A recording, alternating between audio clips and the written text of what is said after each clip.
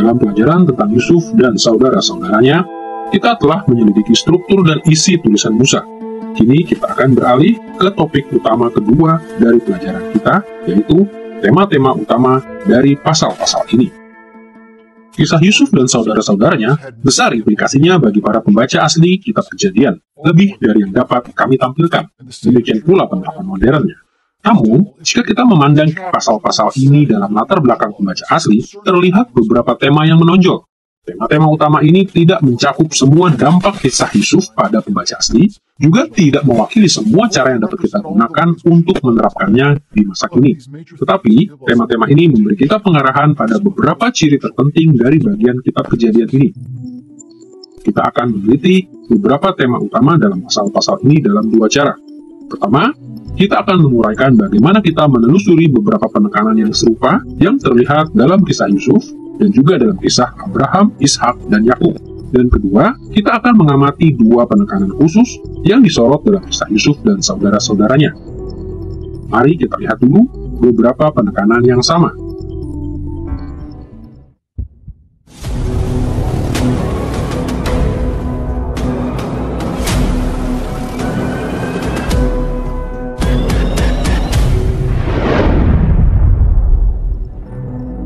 Telah kita lihat dalam pelajaran sebelumnya, bahwa ada 4 tema utama dalam narasi kehidupan Abraham, Ishak, dan Yakub. Topik ini juga muncul dalam kisah Yusuf dan saudara-saudaranya, yaitu penekanan atas anugerah Allah bagi Israel, tuntutan kesetiaan Israel kepada Allah, berkat Allah bagi Israel, dan berkat Allah melalui Israel kepada bangsa-bangsa lain. Mari kita memikirkan bagaimana menelusuri tema anugerah Allah bagi Israel di bagian Alkitab ini. Alkitab menggunakan istilah-istilah khusus untuk anugerah ilahi, rahmat, dan kebaikan ilahi. Tetapi, kita jarang melihat istilah-istilah ini dalam kisah Yusuf. Namun, kita menemukan tema anugerah Allah di seluruh pasal-pasal ini. Di dunia yang kita namakan dunia di zaman Yusuf, Allah kadang-kadang mengingatkan Yusuf dan keluarganya akan anugerahnya di masa lampau yang telah ditunjukkannya sebelum zaman mereka.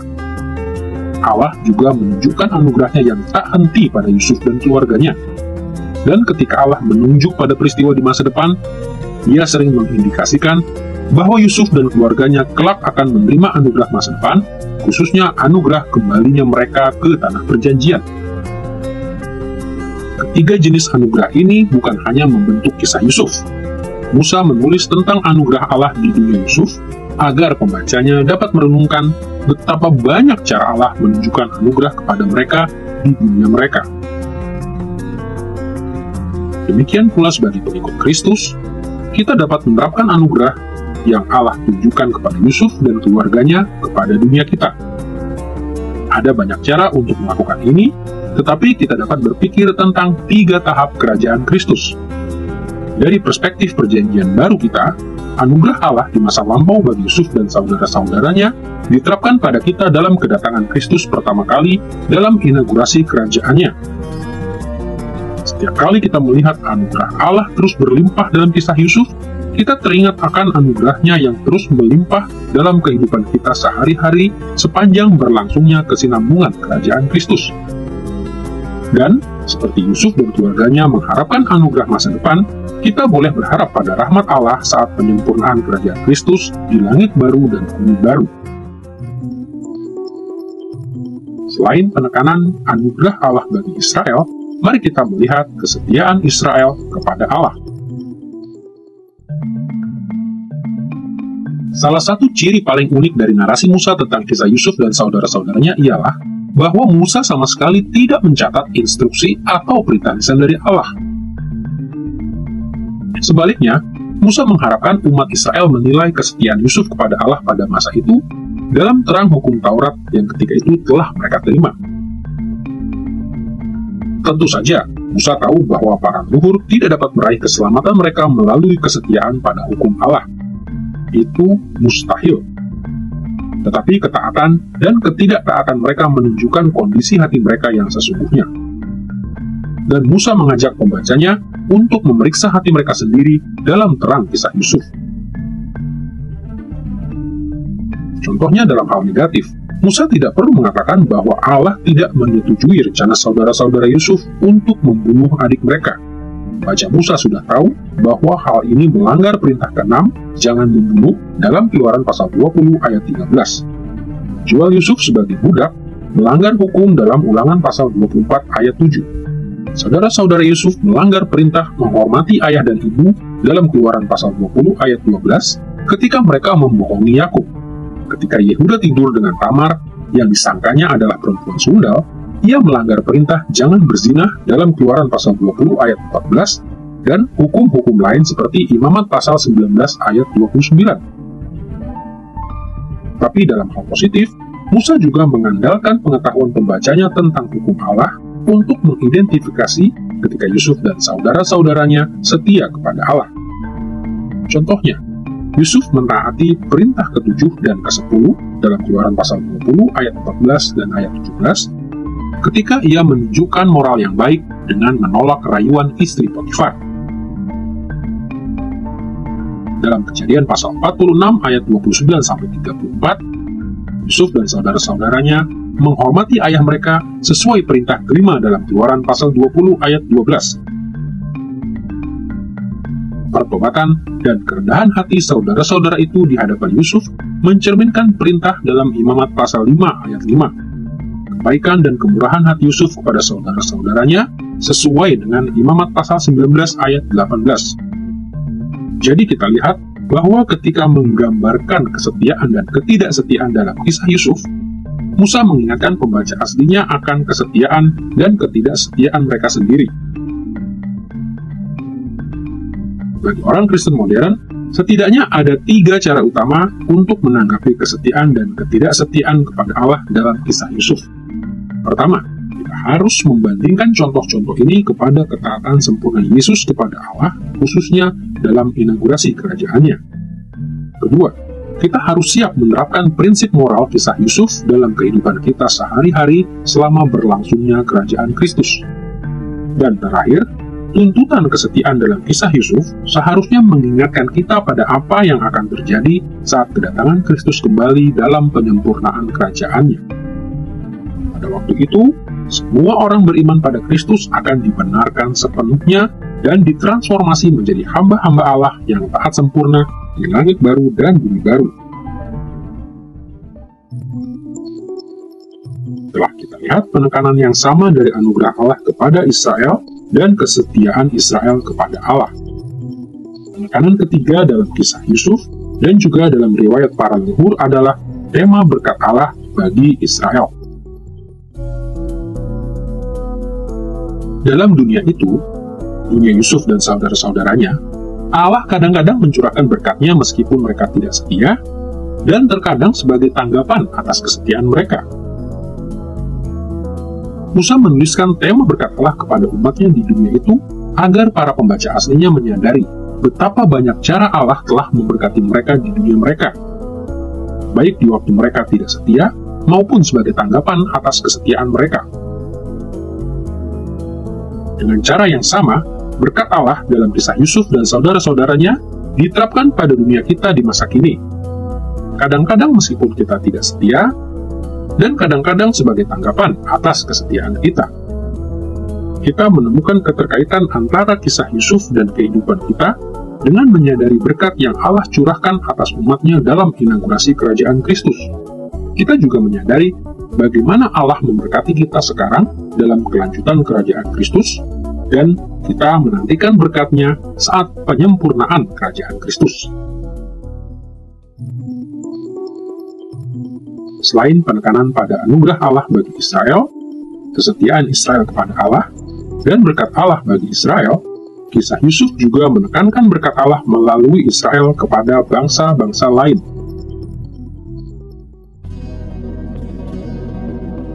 Kejadian pasal 12 ayat 3, pasal 22 ayat 18, dan pasal 26 ayat 4 mengatakan bahwa Allah memberkati Israel dan memerintahkan Abraham dan keturunannya untuk memperluas kerajaannya dan berkat-berkatnya kepada semua bangsa. Tema ini terlihat dalam kisah Yusuf, terutama dalam cara-cara pemerintahan Yusuf di Mesir membawa berkat bagi orang lain. Misalnya, Yusuf menjadi berkat bagi Potifar dalam Kejadian pasal 39 ayat 5. Yusuf juga menjadi berkat bagi kepala penjara dalam pasal 39 ayat 22. Dan Yusuf menjadi berkat bagi Firaun ketika ia mengartikan mimpi Firaun dalam pasal 41 ayat 25. Tapi berkat terbesar bagi orang lain adalah pada puncak kekuasaan Yusuf ketika ia memberkati bangsa Mesir dan banyak bangsa. Kejadian pasal 41 ayat 56-57 mencatat, kelaparan itu merajalela di seluruh bumi. Maka Yusuf membuka segala lumbung dan menjual gandum kepada orang Mesir. Juga dari seluruh bumi datanglah orang ke Mesir untuk membeli gandum dari Yusuf, sebab hebat kelaparan itu di seluruh bumi. Jelas terlihat bahwa tema berkat Israel kepada orang lain diterapkan dalam dunia pembaca asli Musa. Pertama, mendengar kisah Yusuf, bangsa Israel dikuatkan karena mengetahui bahwa leluhur mereka telah menjadi berkat bagi orang lain.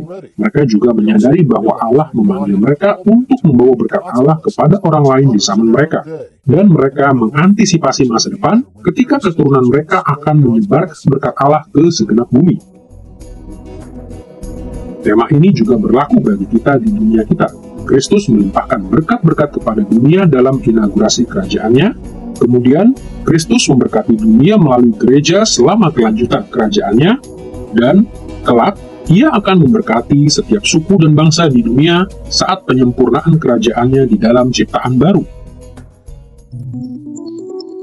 Dalam penelusuran tema-tema utama kisah Yusuf, kita telah menyebutkan beberapa penekanan yang sama dalam kisah Yusuf dan riwayat para bapa leluhur dalam kitab Kejadian. Sekarang, kita akan berfokus pada dua penekanan khusus yang terlihat jelas dalam kisah Yusuf. Di awal pelajaran ini telah kita katakan bahwa kisah Yusuf dan saudara-saudaranya mengajarkan kepada suku-suku Israel bagaimana hidup bersama dengan rukun menjelang penaklukan dan pendudukan tanah perjanjian. Bagian kitab Kejadian ini kebanyakan mengisahkan ketidakrukunan dan kerukunan Yusuf dengan saudara-saudaranya. Dan mereka adalah bapak-bapak ke-12 suku Israel. Jadi interaksi ini berkaitan langsung dengan interaksi di antara suku-suku Israel di zaman Musa. Simaklah perkataan terakhir Yusuf dalam Kejadian pasal 50 ayat 24-25 yang menonjolkan keterkaitan ini. Berkatalah Yusuf kepada saudara-saudaranya, "Tidak lama lagi aku akan mati. Tentu Allah akan memerhatikan kamu dan membawa kamu keluar dari negeri ini ke negeri yang telah dijanjikannya dengan sumpah kepada Abraham, Ishak, dan Yakub."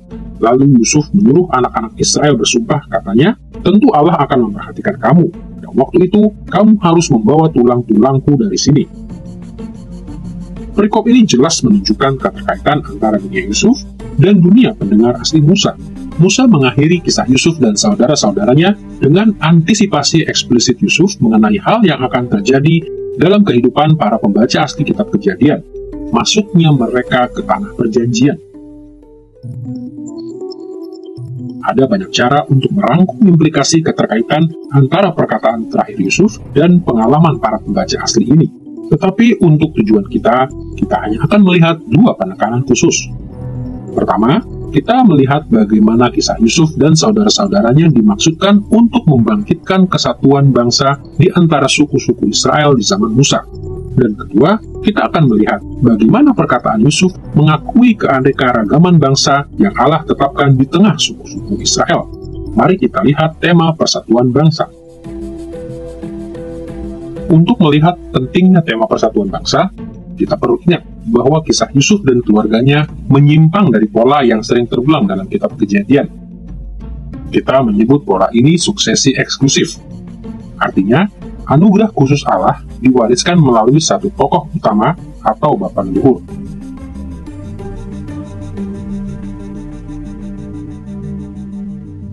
Perhatikanlah dalam sejarah purba dalam Kejadian pasal 1 ayat 1 sampai pasal 11 ayat 9. Allah mula-mula menetapkan Adam dan keturunannya untuk memenuhi dan menguasai seluruh bumi. Mereka harus memperluas kerajaan Allah yang mulia ke seluruh bumi. Namun karena dosa, janji ini diturunkan secara eksklusif kepada Set dan tidak kepada Kain. Kemudian perkenan khusus Allah diturunkan melalui garis keturunan Set sampai Allah meneguhkan perjanjiannya secara eksklusif dengan Nuh. Nuh mempunyai 3 orang putra, Sem, Ham, dan Yafet. Tapi janji-janji Allah diturunkan secara eksklusif melalui garis keturunan Sem. Dan pada akhir sejarah purba, Abraham, keturunan Sem, adalah pewaris eksklusif janji-janji Allah. Riwayat para bapa leluhur mula-mula dalam Kejadian pasal 11 ayat 10 sampai pasal 37 ayat 1 melanjutkan pola suksesi eksklusif. Janji-janji Abraham diwariskan hanya kepada Ishak dan tidak kepada Ismail dan putra-putra Abraham yang lain. Dan janji-janji Allah kepada Ishak diwariskan secara eksklusif kepada Yakub dan tidak kepada Esau. Pola suksesi eksklusif yang begitu penting dalam 36 pasal pertama kitab Kejadian tiba-tiba berakhir dalam kisah Yusuf dan saudara-saudaranya. Di bagian ini, Musa menekankan suksesi inklusif. Ia percaya bahwa perkenan khusus Allah diwariskan dari Yakub kepada ke-12 putranya, bukan hanya satu putra. Ketika Yakub wafat, semua putranya dan keturunan mereka, yaitu 12 suku Israel, berbagi warisan Yakub di tanah perjanjian. Dan pembagian inklusif warisan Yakub kepada semua putranya ini memanggil bangsa Israel, pembaca Musa, kepada persatuan bangsa.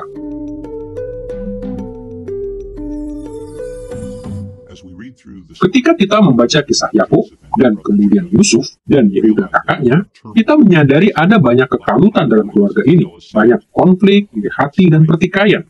Allah tidak menghendaki komunitas perjanjiannya hidup dalam cara ini. Jadi saya rasa kisah ini menjadi paradigma bagaimana Allah bekerja dalam komunitas perjanjian untuk membawa persatuan, seperti Yusuf dan Yehuda pada akhirnya bersatu. Tidak ada lagi konflik di antara mereka. Ini adalah teladan yang baik bagi semua bangsa Israel kelak, dengan Yusuf dan Yehuda sebagai dua suku utama. Ini menjadi teladan yang indah dari persatuan yang Allah ingin lihat dan upayakan dalam komunitas perjanjian. Telah kita lihat bahwa kisah Yusuf dan saudara-saudaranya dimulai dengan ketidakrukunan yang disebabkan oleh dosa-dosa mereka. Namun kisah ini diakhiri dengan kerukunan mereka. Versi Musa menjelaskan kepada semua pembacanya bahwa Allah memanggil suku-suku Israel untuk mengusahakan persatuan bangsa. Kisah Yusuf menunjukkan bahwa seluruh Israel mendapat bagian dalam tanah perjanjian yang Allah telah berikan kepada Abraham, Ishak, dan Yakub. Maka tidak heran jika Musa membicarakan persatuan suku-suku Israel di ayat-ayat lain. Contohnya dalam Keluaran pasal 19 ayat 8, Musa menekankan bahwa seluruh bangsa Israel sepakat dengan suara bulat untuk mengikat perjanjian dengan Allah di Gunung Sinai. Dalam Bilangan pasal 32 dan Yosua pasal 1 ayat 12-18, baik Musa maupun Yosua menegaskan bahwa suku-suku itu harus bersama-sama berperang di tanah Kanaan sebelum mereka memisahkan diri. Musa juga mengumpulkan semua suku untuk pembaruan perjanjian dalam Ulangan pasal 29 ayat 2. Persatuan bangsa Israel juga terus ditekankan oleh penulis-penulis perjanjian lama sesudah Musa dan Yosua. Terlepas dari kelemahan-kelemahan Daud dan Salomo, zaman kesatuan kerajaan dianggap sebagai zaman keemasan Israel. Pembagian negara menjadi kerajaan utara dan kerajaan selatan jauh dari gambaran ideal Allah bagi umatnya. Di kemudian hari, nabi-nabi Israel menjanjikan bahwa suku-suku itu akan dipersatukan setelah pembuangan. Dan kitab-kitab seperti Tawarikh mengharuskan wakil-wakil dari setiap suku untuk mendiami tanah perjanjian setelah pembuangan. Penekanan Musa atas persatuan antara ke-12 bapa leluhur di dunia Yusuf dan saudara-saudaranya mendorong persatuan bangsa di antara suku-suku Israel di dunia mereka. Penekanan ini juga menunjuk kepada salah satu cara penerapan kisah Yusuf dan saudara-saudaranya dalam dunia modern kita. Sama seperti suku-suku Israel berbagi warisan yang sama, semua pengikut Kristus dimanapun di dunia ini berbagi warisan yang sama dalam Kristus. Yesus menetapkan kesatuan ini dalam inaugurasi kerajaannya. Kita harus mengembangkan persatuan ini di sepanjang kelanjutan kerajaan Kristus, dan kelak kita akan bersukacita dalam persatuan sempurna dan kerukunan antar umat Allah pada penyempurnaan kerajaan Kristus.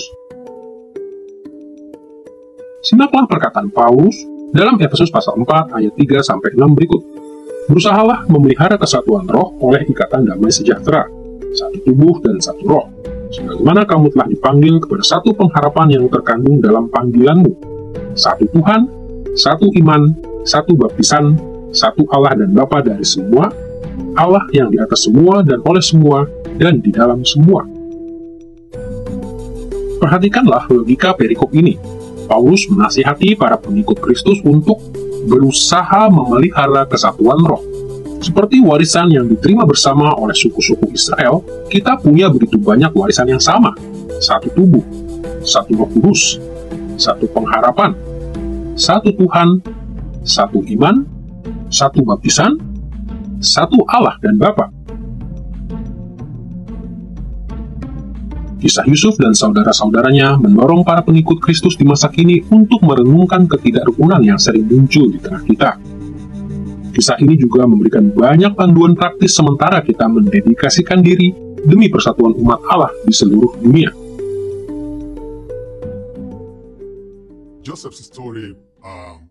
Kisah Yusuf mendorong persatuan bangsa di antara umat Israel karena Yusuf seorang yang penuh pengampunan.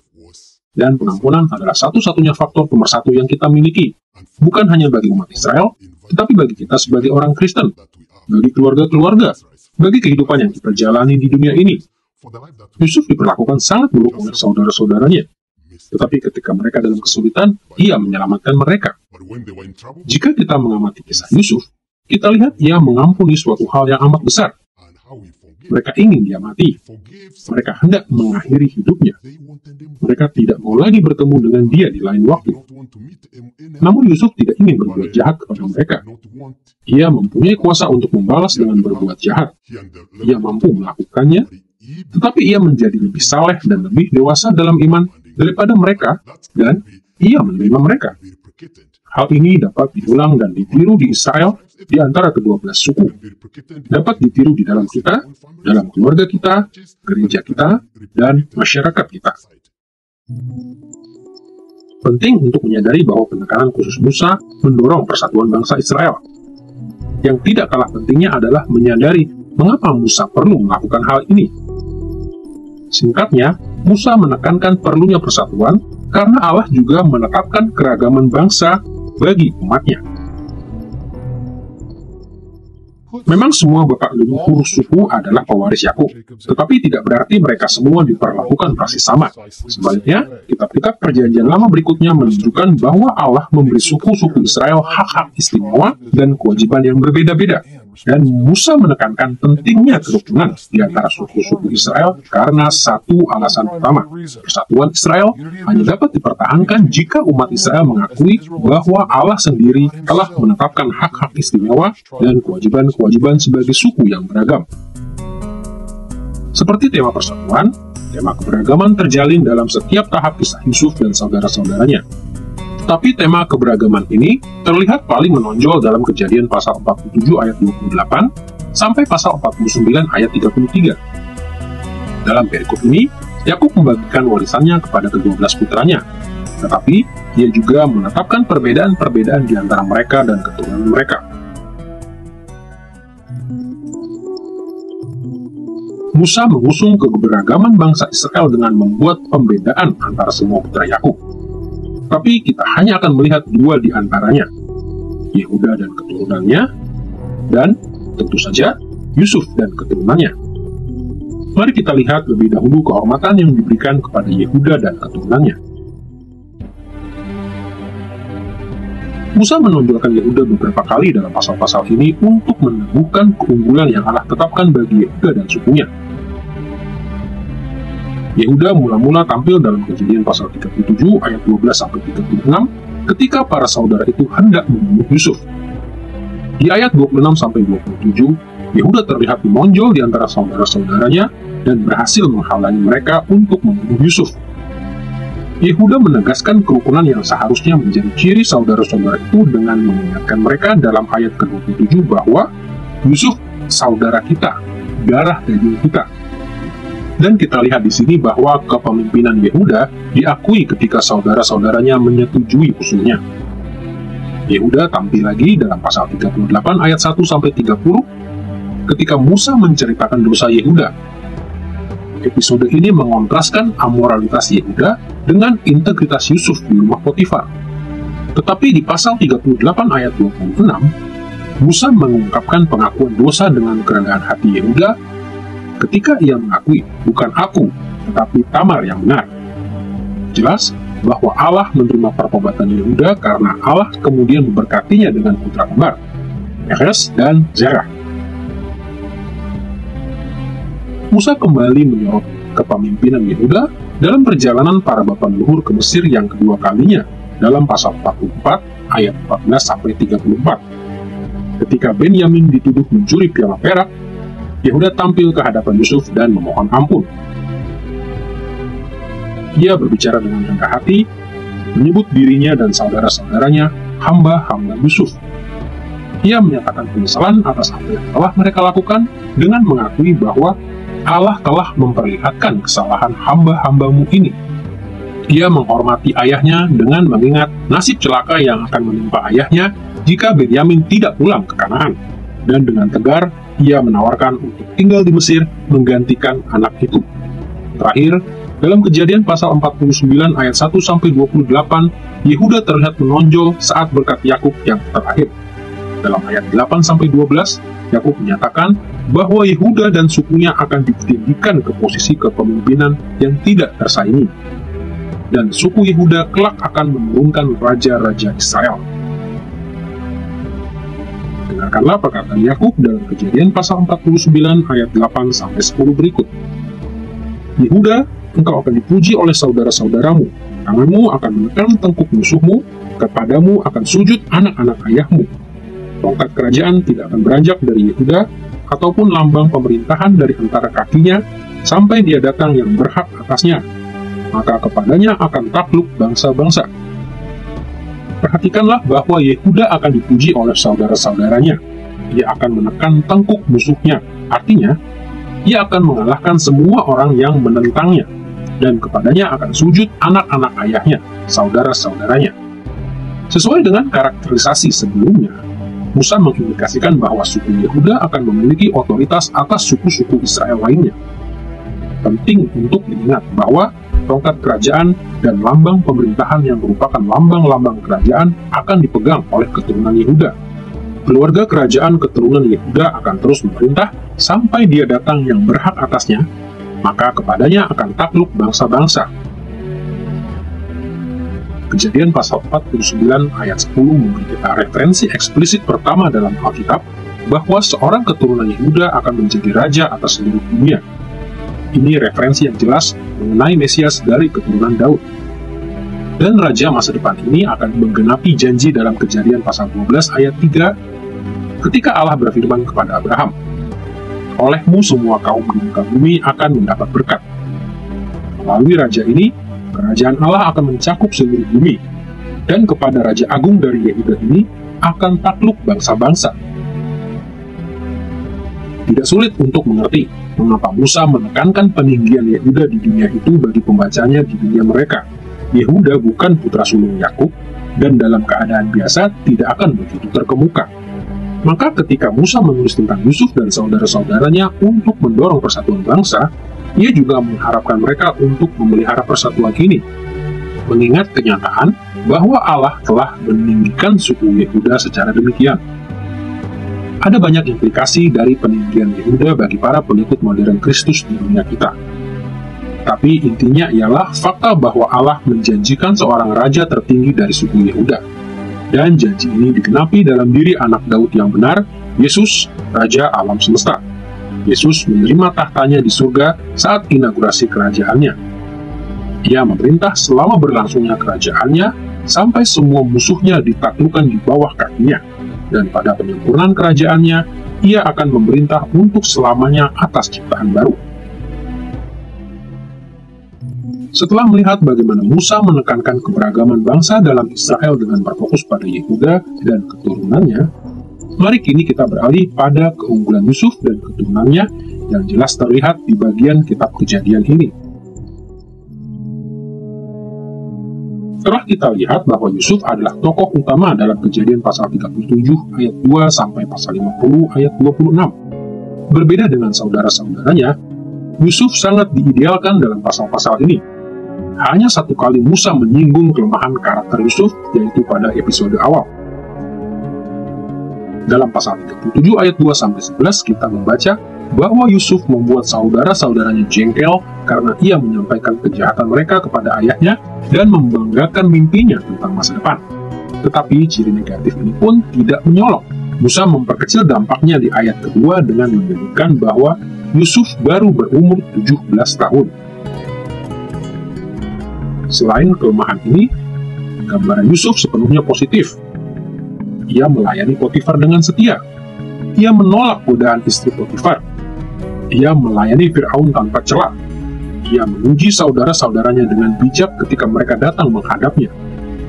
Ia bersikap lembut kepada mereka meskipun mereka telah berbuat jahat kepadanya. Ia menunjukkan kasih kepada ayahnya dan kepada Benyamin.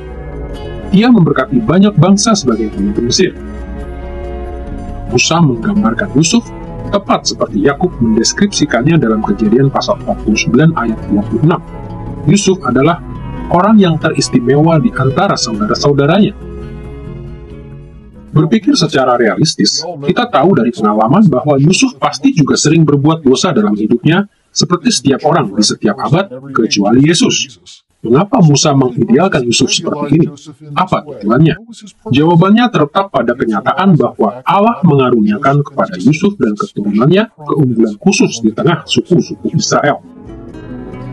Keunggulan Yusuf dan keturunannya pertama kali muncul dalam penetapan khusus untuk anak-anak Yusuf dalam Kejadian pasal 48 ayat 1-22. Dalam perikop ini, Yakub memberkati Efraim dan Manasye, putra-putra Yusuf, seolah-olah mereka adalah putra-putranya sendiri.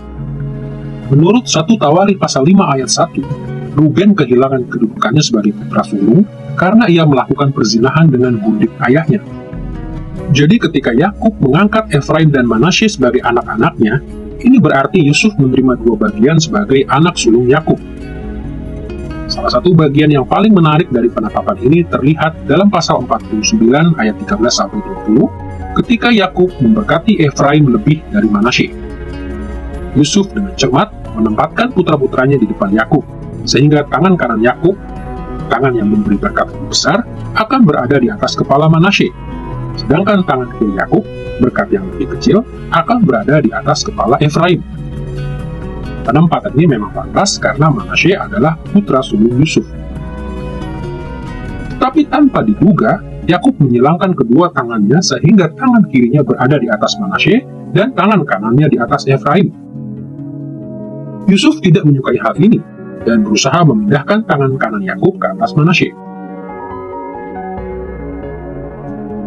Simaklah apa yang terjadi kemudian dalam Kejadian pasal 48 ayat 19 berikut. Ayahnya menolak, katanya, "Aku tahu anakku, aku tahu. Manasye juga akan menjadi suatu bangsa, dan ia juga akan menjadi besar kuasanya. Walaupun begitu, Efraim adiknya akan lebih besar kuasanya daripadanya, dan keturunan adiknya itu akan menjadi sejumlah besar bangsa-bangsa, atau dapat dikatakan suatu bangsa tersendiri." Perikop seperti Bilangan pasal 2 ayat 18-21, dan Ulangan pasal 33 ayat 17 mengindikasikan bahwa Efraim memang menjadi lebih banyak dan lebih menonjol dari Manasye. Dominasi Efraim bahkan begitu besar, sehingga di kemudian hari, di zaman kerajaan yang terpecah, seluruh kerajaan Israel Utara sering disebut Efraim. Semua hal ini mungkin tampaknya tidak relevan bagi para pengikut Kristus modern. Tetapi keunggulan tak terduga yang diberikan kepada Efraim di dunia Yusuf dan saudara-saudaranya itu menunjukkan pengaturan yang Allah tetapkan, yang khususnya penting bagi pembaca awal Musa di dunia mereka. Ketika Musa menulis kitab Kejadian, ia sedang bersiap-siap menyerahkan kepemimpinan bangsa itu kepada Yosua, anak didiknya. Namun Yosua bukan dari suku Lewi seperti Musa dan Harun, juga bukan dari suku Yehuda, melainkan dari suku Efraim, suku yang diberkati Allah dengan keunggulan atas semua suku lain. Jadi sebenarnya Musa menyorot Efraim dalam kisah ini untuk mengesahkan pilihannya atas penerusnya. Setelah Yosua wafat, barulah suku Yehuda mulai menonjol. Yosua dari suku Efraim inilah yang memimpin bangsa itu masuk ke tanah perjanjian. Sebagai pengikut Kristus di zaman modern, dimensi kisah Yusuf dan saudara-saudaranya ini mengajak kita untuk mengakui berbagai berkat dan peranan yang Allah tetapkan di dunia kita. Dalam inaugurasi kerajaannya, Yesus memberkati umatnya dengan beragam karunia. sebagai rasul, nabi, pengajar, dan sebagainya. Ia memanggil orang-orang yang berbeda untuk tugas-tugas dan hak-hak istimewa yang berbeda-beda. Kristus meneguhkan keberagaman ini bukan untuk memecah belah umatnya, tetapi untuk mengikat mereka satu dengan yang lain. Dan sepanjang kerajaan Kristus, Roh Kudus melimpahkan karunia-karunia-Nya sesuai kehendaknya. Bahkan saat penyempurnaan kelak, kita akan melihat keberagaman dalam cara Allah menghormati orang-orang yang mengikut Kristus. Dalam menerapkan kisah Yusuf dan saudara-saudaranya pada dunia kita harus mengakui dan menghargai keberagaman yang Allah tetapkan di tengah umatnya di setiap abad. Dalam pelajaran tentang Yusuf dan saudara-saudaranya, kita telah melihat struktur dan isi bagian utama terakhir dari kitab Kejadian. Kita telah melihat bagaimana Musa menggunakan pasal-pasal ini untuk menekankan tema-tema utama, termasuk tema yang muncul di bagian awal kitab Kejadian, dan penekanan khusus Musa atas pasal-pasal ini terkait persatuan dan keberagaman bangsa Israel. Kisah Yusuf dan saudara-saudaranya menunjukkan betapa sulitnya bagi para bapa leluhur Israel untuk hidup damai satu dengan yang lain. Tapi pada akhirnya Allah meneguhkan ikatan kasih yang langgeng di antara mereka. Kisah tentang ketidakrukunan, rekonsiliasi, dan kerukunan mula-mula ditulis untuk memanggil kedua belas suku Israel kepada pertobatan dan persatuan sebagai umat Allah di zaman mereka. Dan kisah ini juga memanggil kita hari ini untuk melawan perpecahan dan memelihara ikatan kasih di antara kita sebagai pengikut Kristus. Sebagai tubuh Kristus, kita sama-sama menerima bagian dalam Kristus. Dan kisah Yusuf serta saudara-saudaranya memberikan panduan yang sangat kita perlukan untuk membangun persatuan umat Allah di masa kini demi perluasan kerajaannya yang mulia di seluruh dunia.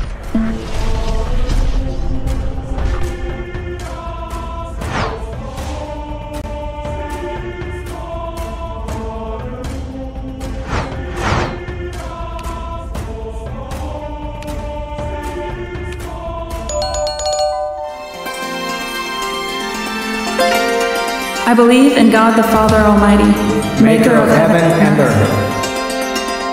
I believe in Jesus Christ, His only Son, our Lord, who was conceived by the Holy Spirit and born of the Virgin Mary. He suffered under Pontius Pilate, was crucified, died, and was buried. He descended into hell. The third day He rose again from the dead. He ascended into heaven and is seated at the right hand of God the Father Almighty. From there He will come to judge the living and the dead.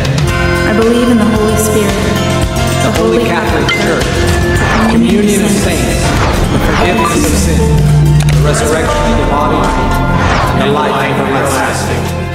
Amen.